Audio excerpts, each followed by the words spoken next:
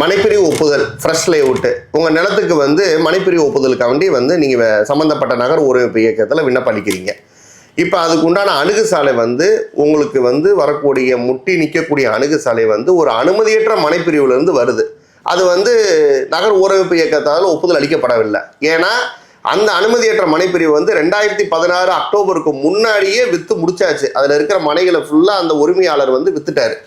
இப்போ அது வந்து நகர் ஊரமைப்பு இயக்கத்தால் அனுமதி அளிக்கப்படலை. ஆனால் திக்கிலி டெவலப்மெண்ட் ஆகிருக்கு. அந்த மனைப்பிரிவில் வந்து நிறைய வீடுகள் உருவாகிருக்கு, சாலைகள் இருக்குது, தார் சாலைகள் இருக்குது, அதுக்குண்டான டெவலப்மெண்ட்ஸ் ஃபுல்லாகவே ஸ்ட்ரீட் லைட்டு எல்லாமே இருக்குது, பாதாள சாக்கடை இருக்குது, மாநகராட்சி ஏரியாவாக இருந்துச்சுன்னா எல்லாமே வந்திருக்கு.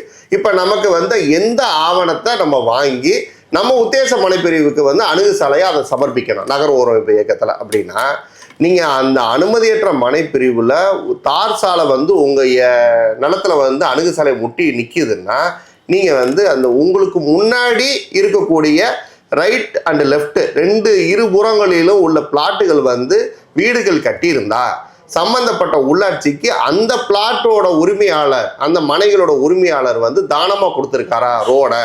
இப்போ ஒரு 30 அடி ரோடு இருக்குன்னா இந்த பக்கம் ஒரு 15 அடி, அந்த பக்கம் ஒரு 15 அடி, ரெண்டு உரிமையாளர்களும் கொடுத்துருப்பாங்க.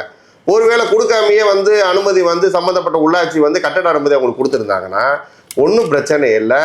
எந்த உள்ளாட்சி அமைப்பாக இருக்கும், மாநகராட்சியாக இருக்கட்டும், நகராட்சியாக இருக்கட்டும், பேரூராட்சியாக இருக்கட்டும், உள்ளாட்சியாக இருக்கட்டும், அவங்ககிட்ட சம்மந்தப்பட்ட வந்து நகரமைப்பு பிரிவில் போய் இந்த ரோடு வந்து ஏற்கனவே வந்து எங்களால் பராமரிக்கப்பட்டு வருகிறது, இந்த அனுமதியற்ற மனைப்பிரிவில் அமையும் அந்த அணுகுசாலை, உங்களுக்கு வரக்கூடிய அணுகுசாலை உங்கள் சர்வே நம்பரை போட்டு இவங்களுக்கு அணுகுசாலை அமைகிறது, அந்த சாலைகள் வந்து எங்களுடைய கட்டுப்பாட்டில் தான் இருக்குது, நாங்கள் வந்து பராமரித்து வருகிறோம். இப்போ யூனியனாக இருந்துச்சுன்னா எங்கள் யூனியனால் பராமரிக்கப்பட்டு வருகிறது, மாநகராட்சியாக இருந்தால் மாநகராட்சியாக பராமரிக்கப்பட்டு வருகிறது என்ற விவரம் தெரிவிக்கப்படுகிறதுன்னு சொல்லி நகர் ஊரமைப்பு இயக்க அதிகாரிக்கு வந்து தெரிவித்து ஒரு கடிதம் கொடுத்துட்டாங்கன்னா அது வந்து ரோடு மெயின்டெனன்ஸ் சர்டிஃபிகேட்டு, அதாவது சாலை பராமரிப்பு சான்றிதழ் அதுக்கு பேர்.